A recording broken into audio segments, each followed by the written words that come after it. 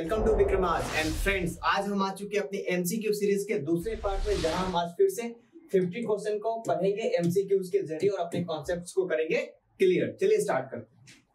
तो first question आपके सामने ये रखा गया है कि which of the following desert is famous for deposits of nitrates. इसमें से कौन सा ऐसा डेजर्ट है जहां पे नाइट्रेट्स बहुत भारी मात्रा में हमें देखने को मिलती है? सहारा, थार, कालाहार या फिर अटकामा। देखते हैं इसका करेक्ट आंसर क्या होगा। Atacama desert is the right answer. Atacama desert में मिलता है सबसे ज्यादा नाइट्रेट। तो यहाँ पे इसके आपके सामने एक एक्सप्लेनेशन दिया है। चलते हैं नेक्स्ट क्वेश्चन की तरफ।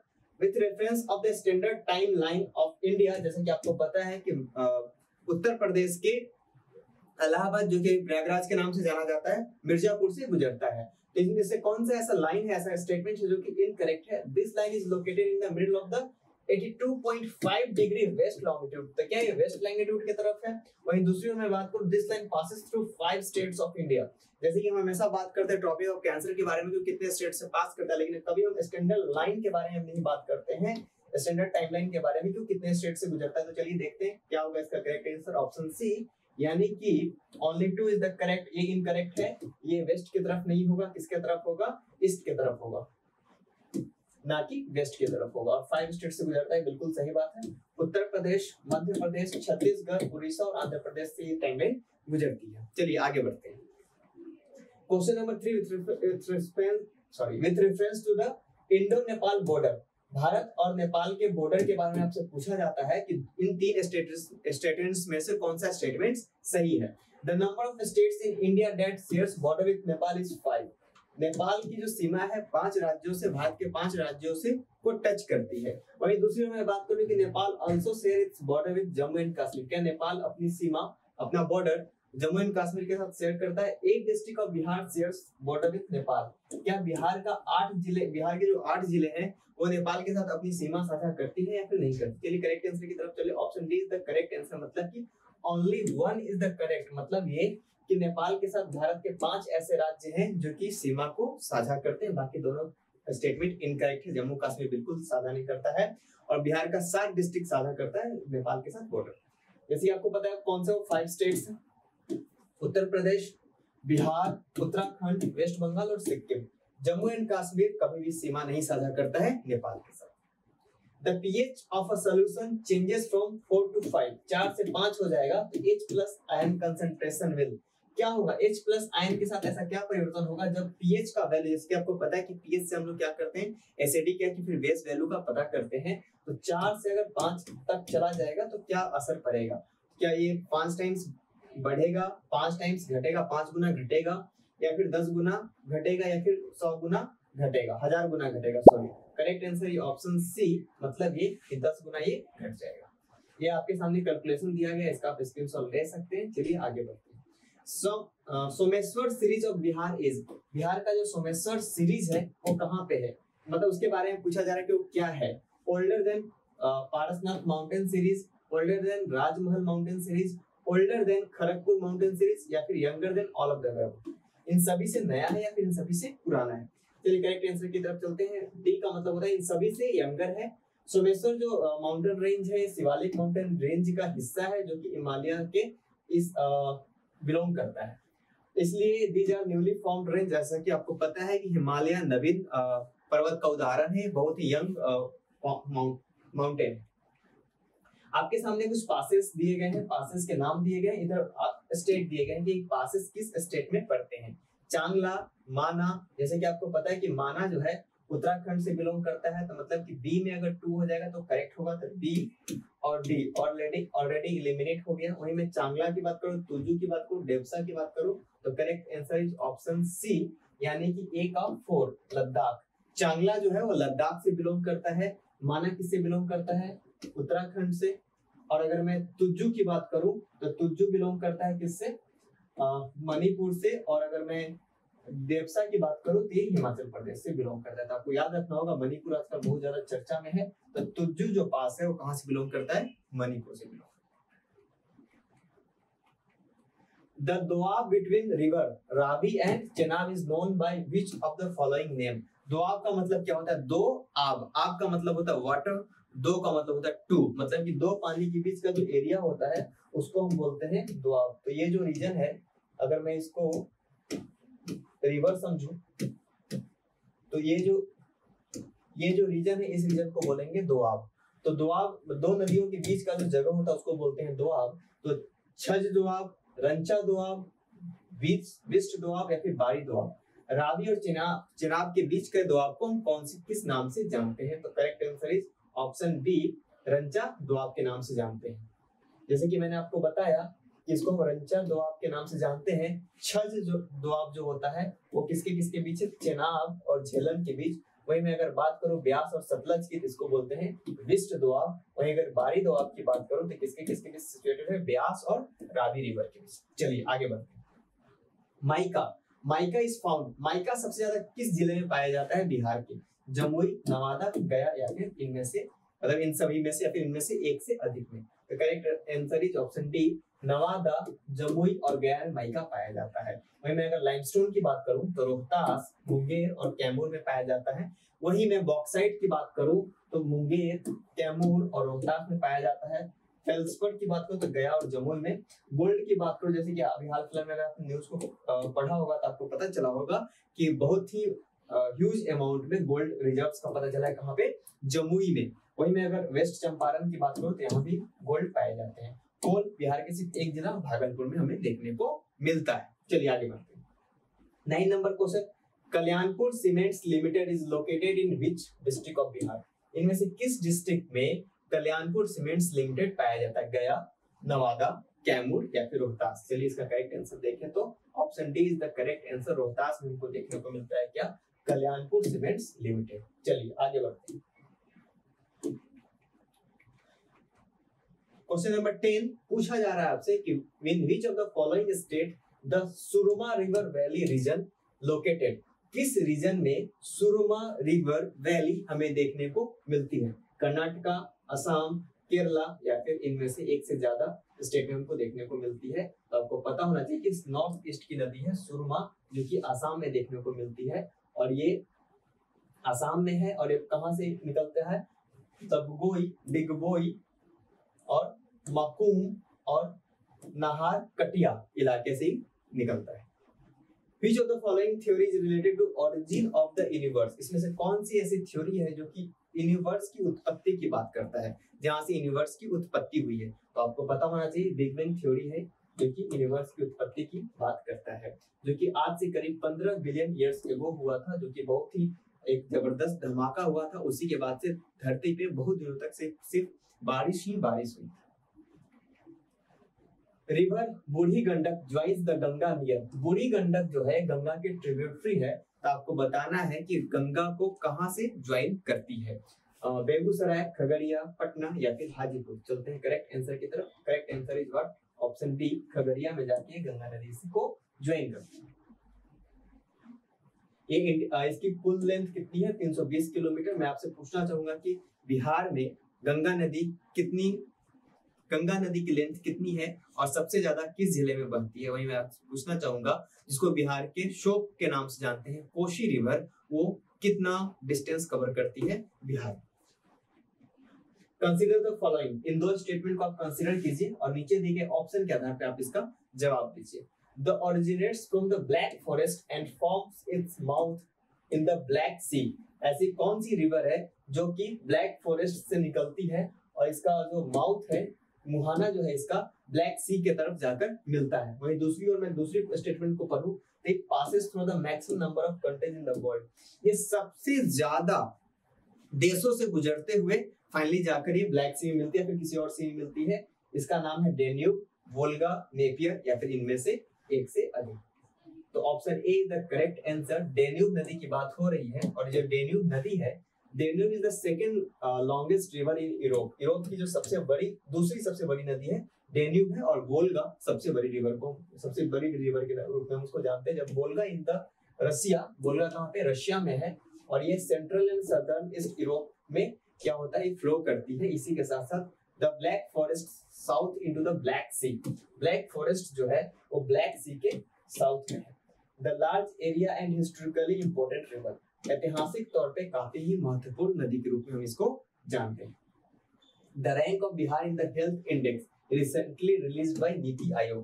हेल्थ इंडेक्स में बिहार का रैंक क्या है? 19वां है, 17वां है, last among the big states है, बड़े राज्यों की श्रेणी में सबसे अंतिम पायदान पे है, या फिर इनमें से एक से अधिक इसका करेक्ट आंसर होगा। तो ऑप्शन डी इनमें से क्या होगा कि the health index release by NITI Aayog. याद रखेंगे कि हेल्थ इंडेक्स किसके द्वारा निकाला जाता है? नीति आयोग के द्वारा निकाला जाता है, और ये 19वां स्थान आता है। केरला जो है पहले नंबर पे। With reference to the equator consider the given statements. Equator के जो विषुवत रेखा है उसको कंसीडर करते हुए बताइए कि इनमें से जो 3 स्टेटमेंट है इनमें से कौन सा करेक्ट है या फिर इनकरेक्ट है। चलिए, Bangladesh is situated on the equator. Bangladesh जो है इक्वेटर पे सिचुएटेड है। वहीं the equator is also called 0 degree latitude. क्या इक्वेटर को हम 0 डिग्री लैटिट्यूड बोलते हैं या फिर 0 डिग्री लैंगिट्यूड के नाम से जानते हैं? वहीं the equator passes through 13 countries. क्या इक्वेटर 13 देशों को क्रॉस करती है? Correct answer is option C, यानी कि 2 और 3। तो जो बांग्लादेश है इक्वेटर के ऊपर एस्टेब्लिश नहीं है, मतलब कि स्थित नहीं है। बाकी दोनों स्टेटमेंट करेक्ट है। इक्वेटर को हम क्या बोलते हैं? 0 डिग्री लैटिट्यूड। और इक्वेटर कुल मिला के 13 देशों को क्रॉस करते हुए आगे बढ़ती है।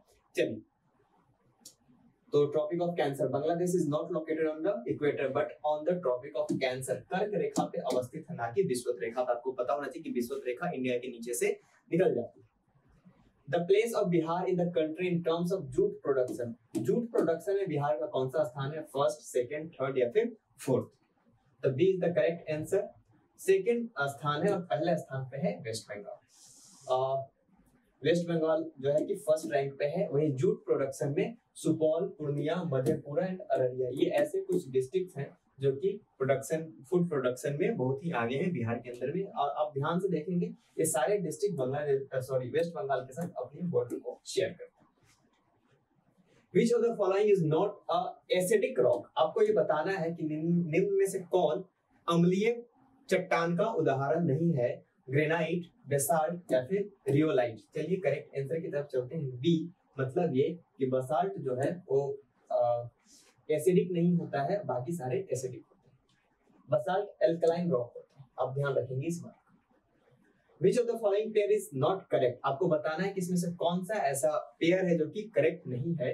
इस तरफ हम वोल्केनो मतलब ज्वालामुखी की बात कर रहे हैं, दूसरी तरफ कंट्री के बात कर रहे हैं कि ये वोल्केनो यानी ज्वालामुखी किस कंट्री में इरप्ट होते हैं? एटना, कोटोपैक्सी, फिजियामा या फिर देवबंद? तो आपको बताना है कि कौन सा करेक्ट आंसर है, जो कि करेक्टली मैच नहीं है। एटना फिलीपींस में नहीं होती है बल्कि इटली में होती है, तो आपको याद रखना। It is an active volcano mountain, the volcano located in the Philippines and mount ताल। बाकी आप देख सकते हैं, एक्सप्लेनेशन में चलते हैं नेक्स्ट क्वेश्चन की तरफ। In the context of the seismic waves, अगर हम सिस्मिक वेव के कॉन्टेक्स्ट में बात करें तो आपको ये बताना है कि इनमें से कौन सा स्टेटमेंट है जो कि फॉल्स है। जो प्राइमरी सिस्मिक वेव्स होता है वो मूव करता है फास्टेस्ट स्पीड में, बहुत तेजी के साथ आगे की तरफ मूव करती है। वही प्राइमरी वेव्स की फिर से बात करूं तो ट्रैवल करता है सारे मीडियम्स में, सॉलिड, लिक्विड और गैस में। वहीं सेकेंडरी सिस्मिक वेव्स की बात करूं तो ट्रैवल करता है सिर्फ किस मीडियम में? लिक्विड मीडियम में।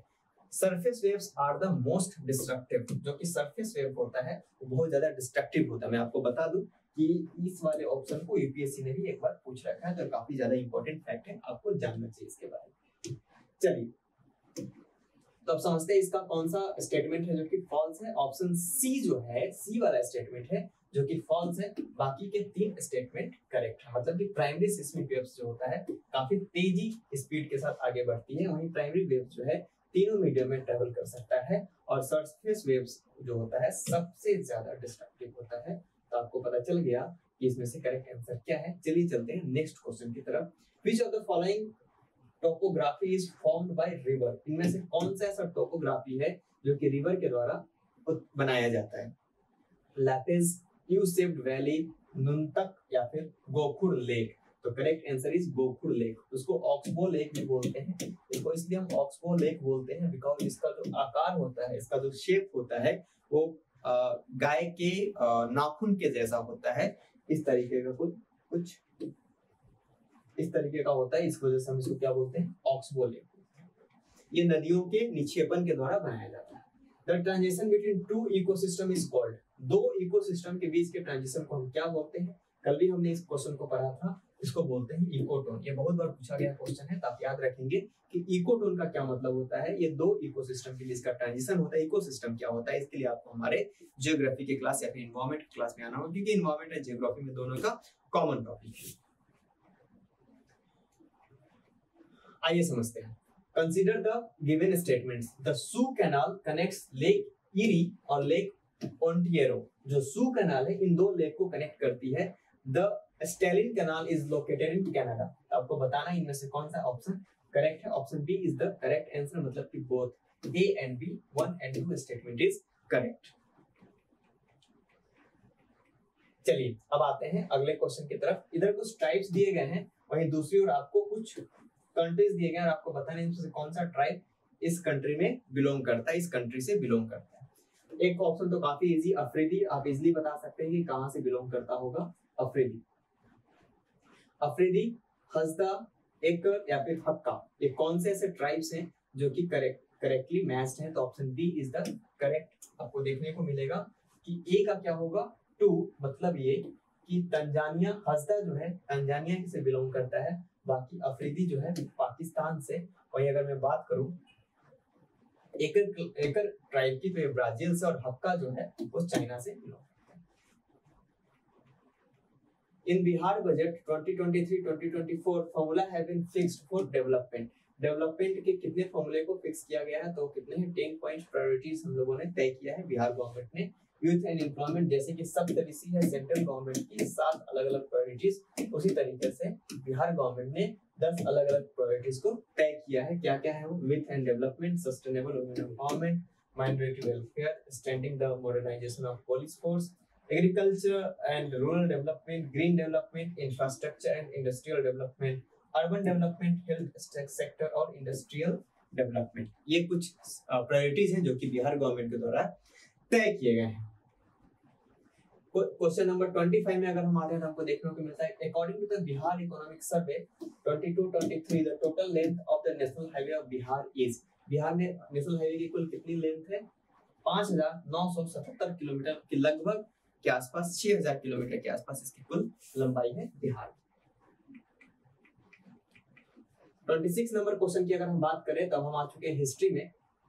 With reference to the 16 Mahajanapadas consider the following statements. आपको जैसे कि पता है कि 16 महाजनपद हुआ करते थे, तो आपको बताना है कि इन महाजनपदास में इन जो नीचे दिए गए 2 स्टेटमेंट्स हैं उसमें से क्या करेक्ट है या फिर इनकरेक्ट है।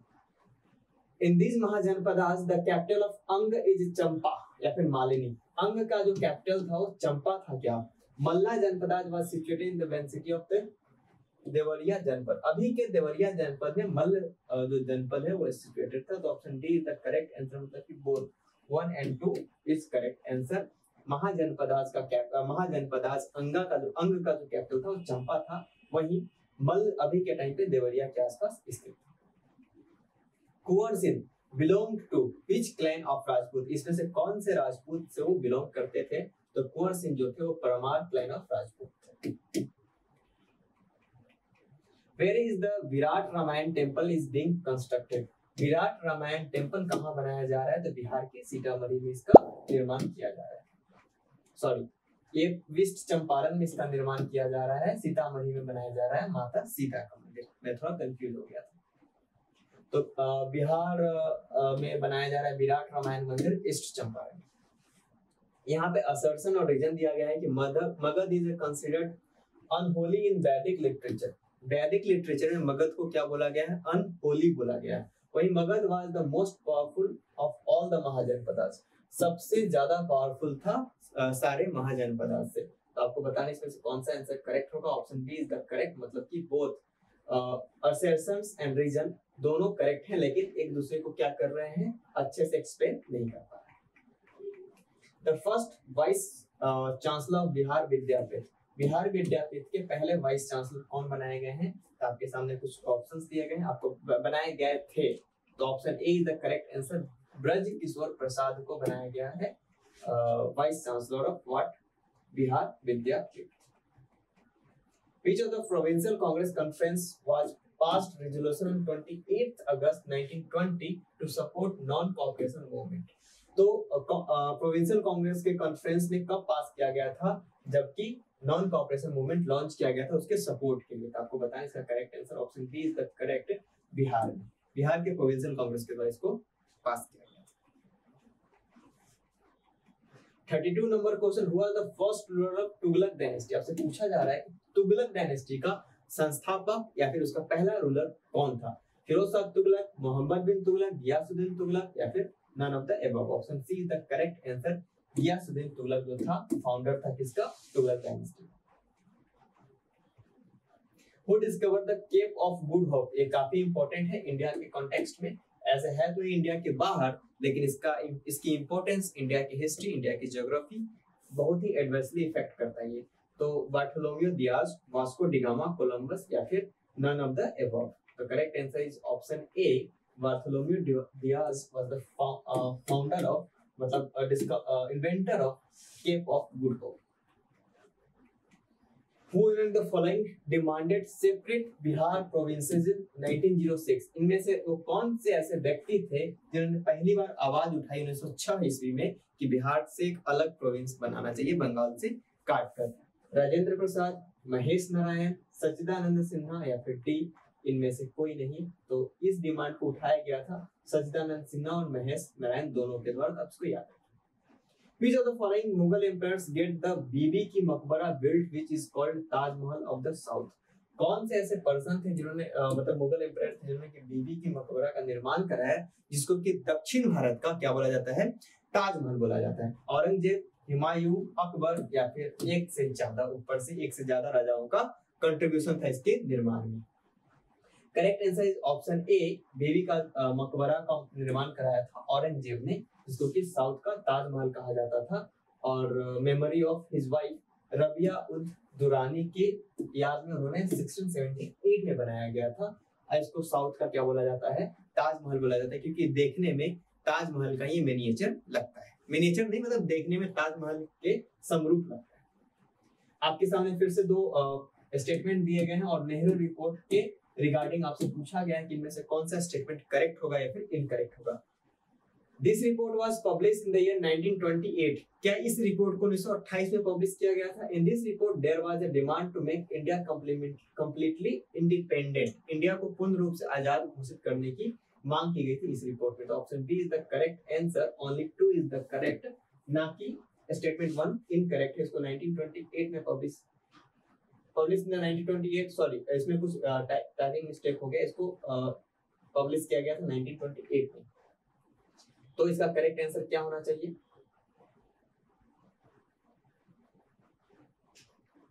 करेक्ट आंसर हो जाएगी option D, both A and B. Simon commission के रिस्पांस में इस कमेटी को बनाया गया था। Which one of the following event of the Indian national movement took place first? इनमें से ऐसा कौन था जिसको कि सबसे पहले इंडियन नेशनल मूवमेंट में देखा गया? Second round table conference, second civil disobedience movement, individual satyagraha, फिर Wardha proposal. Correct answer is option A, second round table conference को इसको सबसे पहले 1931 में स्टार्ट हुआ, जिसमें कि गांधी जी ने पार्टिसिपेट किया। Which of the following is not an event of the Lord Canning's times? इसमें से ऐसा कौन सा इवेंट है जो कि लॉर्ड कैनिंग के टाइम पे नहीं हुआ था? Revolt of 1857, establishment of Bombay, Madras and Calcutta universities, first Delhi दरबार ऑर्गेनाइज। आपको पता है कि दिल्ली दरबार किसके टाइम पे ऑर्गेनाइज किया गया था? फिर नन ऑफ द अबव। आपको पता होना चाहिए कि दिल्ली दरबार जो लगाया गया था वो लगाया गया था हार्डिंग के टाइम पे, ना कि कैनिंग के टाइम पे। कैनिंग के टाइम पे क्या क्या 1856 से 1862 तक का इसका टेन्योर था। इसके टाइम पे 1857 का रिवॉल्ट हुआ था। ये जो 3 यूनिवर्सिटीज थे इसी के टाइम पे लगाए गए थे। विडो रीमैरिज एक्ट पास किए गए थे, लेकिन डॉलॉजी के टाइम पे ही पास किया गया था। तो मतलब कि इसमें थोड़ा सा कंट्रोवर्सी इस क्वेश्चन में कई इतिहासकारों का मानना है कि कैनिंग के टाइम पे ही पास किया गया था। The first Delhi Darbar was organised during the Lord Lytton in the year 1877। Okay, यहाँ पे फर्स्ट दिल्ली दरबार की बात करें तो ये लिटन के टाइम पे किया गया था, ना कि हार्डिंग के टाइम पर। 39 number question, recently committee has been formed for one nation one election. ये बहुत ही हालिया करंट अफेयर्स है का क्वेश्चन है कि इस जो कमिटी बनाई गई है वन नेशन वन इलेक्शन को लेकर, उसके चेयरपर्सन कौन है? अमित शाह जी हैं, नरेंद्र मोदी जी हैं, रामनाथ कोविंद जी हैं जो कि पूर्व राष्ट्रपति हैं, या फिर more than one of the above. तो option C is the correct answer. Ramnath Kovind इसके क्या है, चेयरपर्सन है जो कि पूर्व राष्ट्रपति। The first English daily of Bihar was, Bihar का पहला इंग्लिश डेली न्यूज़पेपर कौन सा था? Correct answer is option A, the Bihar Herald. इसके जो संपादक थे उनका नाम था गुरु प्रसाद सेन, जो कि 1875 में इन्होंने स्टार्ट किया था।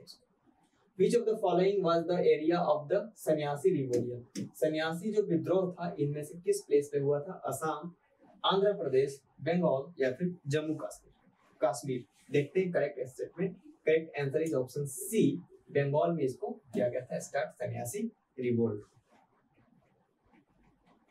42 नंबर क्वेश्चन, इंडियन हेराल्ड, इस तरफ न्यूज़पेपर है, इस तरफ एडिटर्स के नाम दिए गए हैं। Indian Herald, advocate, voice of India या फिर दिग्दर्शन, इसमें से कौन सा ऐसा है जो कि करेक्टली मैच्ड नहीं है? Correct answer is option A, Indian Herald के जो पब्लिशर थे वो जवाहरलाल नेहरू नहीं थे, जबकि नेशनल हेराल्ड के जो पब्लिशर थे वो जवाहरलाल नेहरू थे।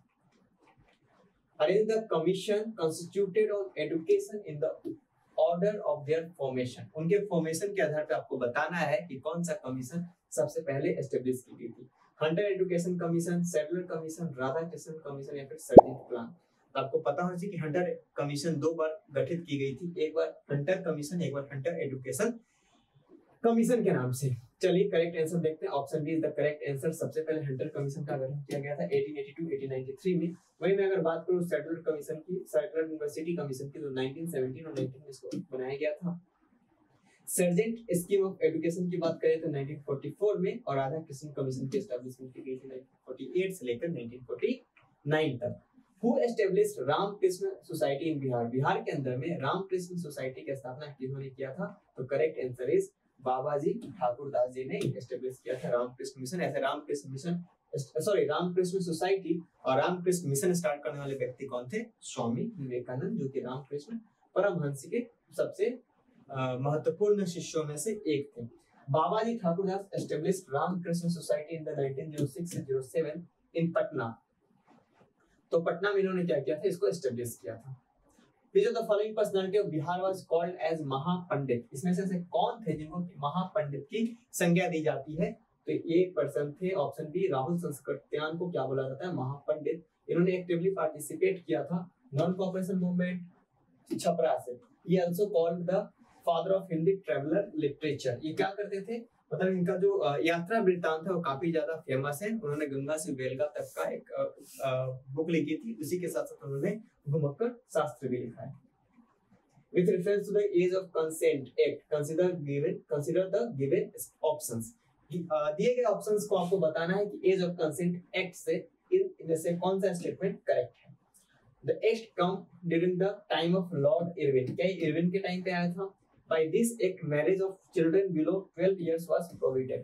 12 साल से कम उम्र के बच्चों की शादी को इस एक्ट के तहत क्या कर दिया गया था? प्रतिबंधित कर दिया गया था। देखते हैं क्या होगा correct answer. Option A is the correct answer, यानी कि सिर्फ दूसरा नंबर स्टेटमेंट करेक्ट है। और जो एज ऑफ कंसेंट आया था वो लॉर्ड लैंसडाउन के टाइम पे आया था, ना कि इरविन के टाइम पे आया था। 47 number question, who was the secretary of Bihar Congress socialist party? Bihar Congress socialist party के सेक्रेटरी कौन थे? आचार्य नरेंद्र देव, जयप्रकाश नारायण, राम मनोहर लोहिया या फिर राम वृक्ष वेनीपुरी। तो option B is the correct. इसके जो प्रेसिडेंट बने थे आचार्य नरेंद्र देव को बनाया गया था, और सेक्रेटरी जो थे वो जयप्रकाश नारायण थे। 48 number question, who led the Congress activity during the civil disobedience movement in Munger? Munger में सिविल डिसओबीडियंस मूवमेंट को शुरुआत करने वाले कौन से व्यक्ति थे? श्री कृष्ण सिंह, राजेंद्र प्रसाद, नंद कुमार सिन्हा या फिर इनमें से एक से ज्यादा? Option D is the correct. इनमें से एक से ज्यादा लोगों ने क्या किया था? मुंगेर डिस्ट्रिक्ट में नॉन कॉपरेशन मूवमेंट को लीड किया था। श्री कृष्ण सिन्हा सेक्रेटरी थे प्रोविंशियल कांग्रेस कमेटी के, नंद कुमार सिन्हा इसको लीड कर रहे थे सिविल डिसओबीडियंस के टाइम पे इस कमेटी कांग्रेस। बिहार दिवस celebrated in 22 March based on the event in the year. किस साल बिहार को अलग कर दिया गया था बंगाल से? तो 1912 ईस्वी। 50 नंबर क्वेश्चन और आज का लास्ट क्वेश्चन है, कि डिक्लेरेशन इसमें से कौन सा ऑप्शन करेक्ट होगा। Declaration of the partition of Bengal क्या 1905 में किया गया था। हंटर कमीशन फॉर्म किया गया था 1920 में। खेड़ा सत्याग्रह 1918 और सैंडर्स असैसिनेशन 1928। तो आपको बताना है इसमें से कौन सा स्टेटमेंट जो है क्या है नॉट करेक्ट है। तो हंटर कमीशन को 1920 में नहीं बल्कि इसको 1919 में किया गया था जलियांवाला बाग मैसेकर। जैसे कि मैंने आपको बताया कि 2 हंटर कमीशन बनाए गए थे, एक एजुकेशन और एक जलियांवाला बाग की इन्वेस्टिगेशन। तो फ्रेंड्स ये था आज का लेक्चर जिसमें कि हम लोगों ने पढ़ा एमसीक्यूज के माध्यम से बहुत ही इंपॉर्टेंट फैक्ट्स को। अब इसी तरह के एमसीक्यू सीरीज को हम आगे भी चलाने वाले हैं। अब हम पढ़ेंगे एमसीक्यूज 3 में आगे के और भी अपडेट्स को। तो फ्रेंड्स आज के लिए फिलहाल इतना ही। अब मिलते हैं नेक्स्ट लेक्चर में। Thank you very much.